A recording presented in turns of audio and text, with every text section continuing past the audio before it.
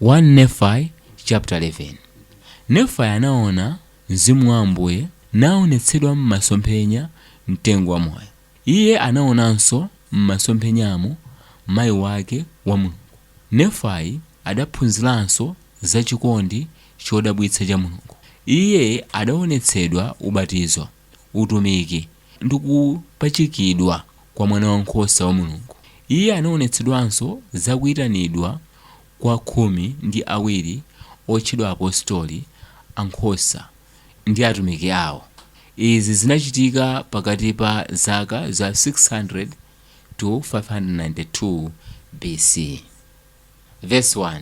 Ndipo nditaonetsa za chilakolako chakudziwa zinthu zomwe bambo wanga adaziona ndi chikhulupiriro kuti Ambuye atha kundidziwitsanso. Mwadzidzidzi ndinatengedwa ndi Mzimu wa Ambuye kupita nane pamwamba pa phiri limene linali ndisanalione kapenanso kufikapo ndikale lomwe.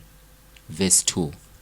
Ndipo Mzimu adandifunsa ine, kodi ulakalakanji iwe? Ndipo ndinati kwa iye, ndifuna kudziwa zinthu zonse zimene bambo wanga adaziona.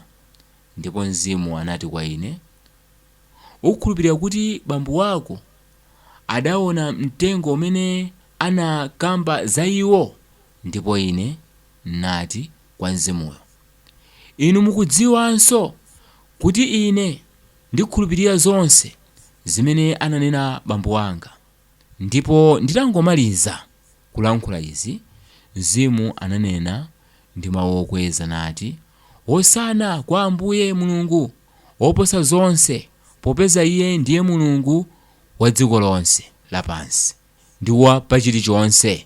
Koma odala iwe Nefayi, chifukwa unakhulupirira mwana wa Mulungu koposa zonse, choncho udzadziwa zinthu zimene wakhala ukuzilakalaka. Mwa ichi udzapatsidwa chizindikiro kuti ukadzawonetsedwa mtengo umene unabala zipatso zimene bambo wako adadyako, ndidzakuonetsanso munthu wotsika kuchokera kumwamba. Ndipo ukadzatha kumuona uyu, iwe udzasunga umboni wakuti iyeyu ndi mwana wa Mulungu. Verse 8. Ndipo Mzimu ananena ndi ine, penya.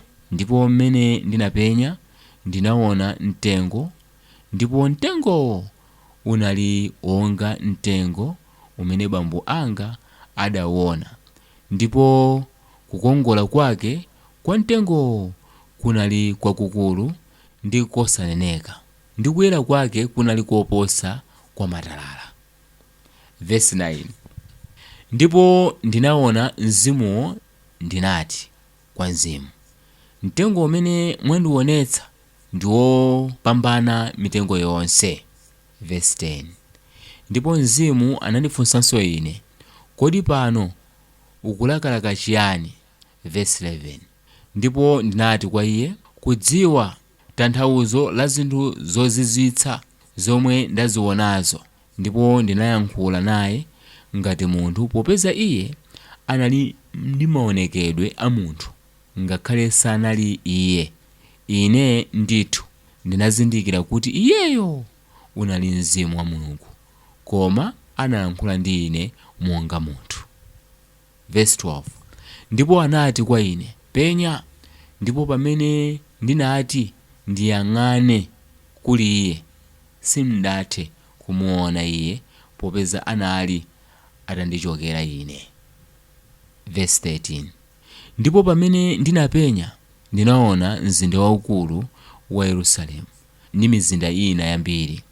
Ndipo ndinaona mzinda wa Nazareti, ndipo mu mzinda wa Nazaretiwo munali namwali yemwe anali okongola ndi woyera koposa. Verse 14. Ndipo ndinaona kumwamba kotseguka, ndipo mngelo anatsika nadzayima pambali pa ine nanena ndi ine, Nefayi, ukuona chiyani? 15. Ndipo ndinati kwa iye, ndikuona namwali wokongola koposa wonse, komanso ndiwooneka bwino koposa namwali wina aliyense. Ndipo mngeloyo anati kwa ine, kodi ukudziwa mphamvu zodabwitsa za Mulungu?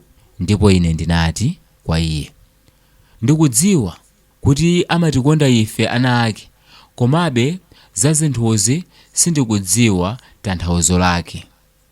Verse 18. Ndipo iye anati kwa ine, namwali amene unamuona ndi mayi ake a mwana wa Mulungu, pakuti iye adzabadwa mwa thupi la munthu. Verse 19. Ndipo ndinaona kuti namwaliyo watengedwa mu Mzimu, ndipo atatengedwa mu Mzimu mkamphindi, Mzimuyo anatinso kwa ine, taona. Verse 20. Ndipo pamene ndinapenya, ine ndinaona namwali uja atakupatira mwana.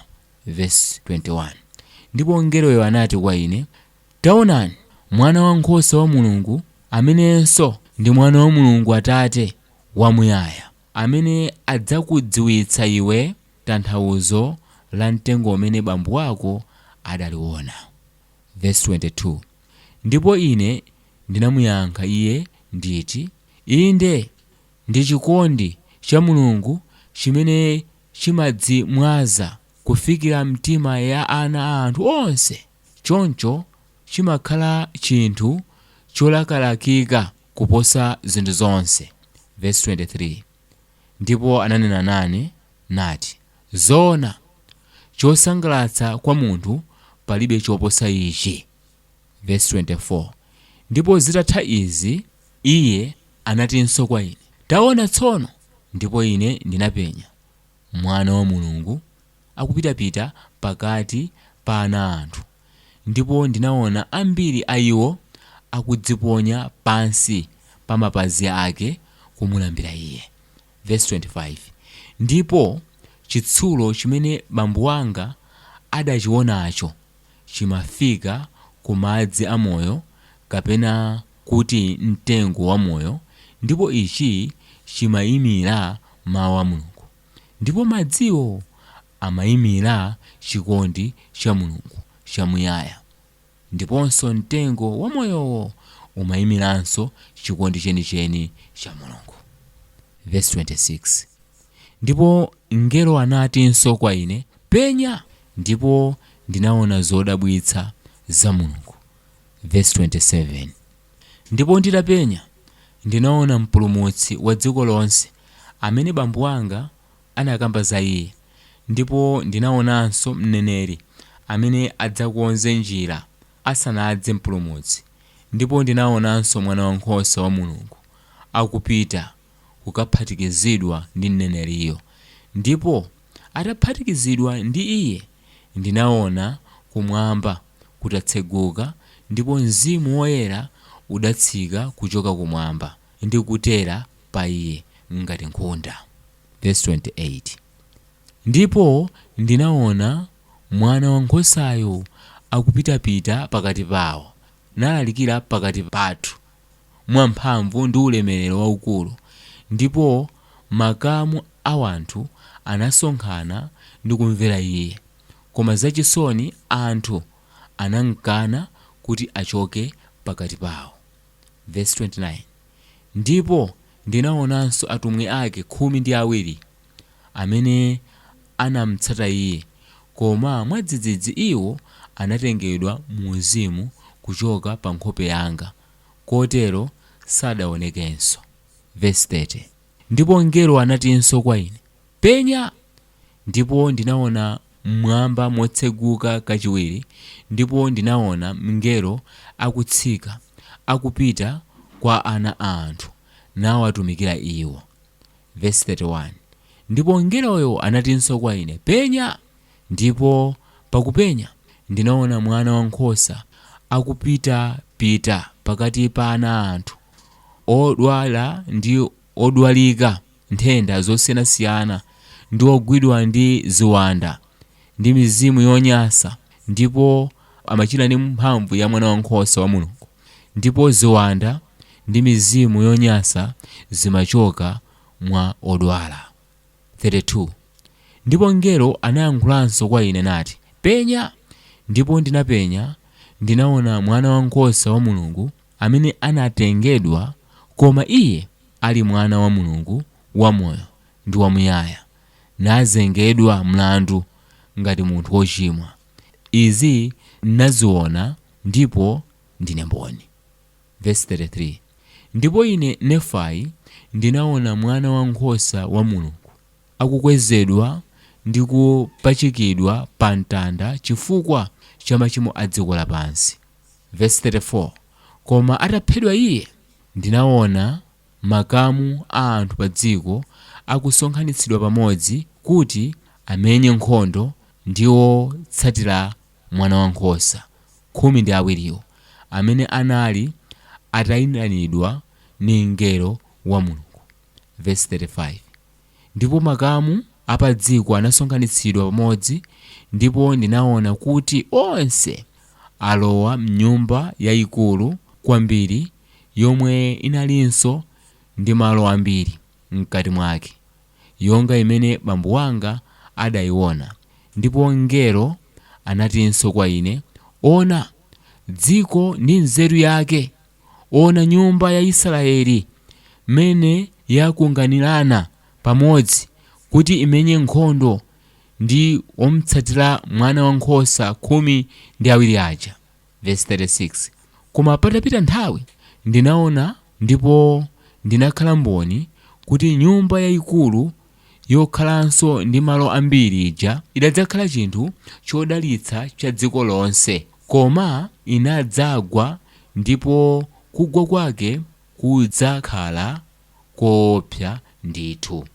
Ndipo mngelo wa Ambuye anayankhulanso nane nati, umu ndi mmene chiwonongeko chiti chidzachitikire cha mayiko, magulu a anthu, manenedwe ndi anthu onse olimbana ndi otsatira a mwana wankhosa khumi ndi awiri.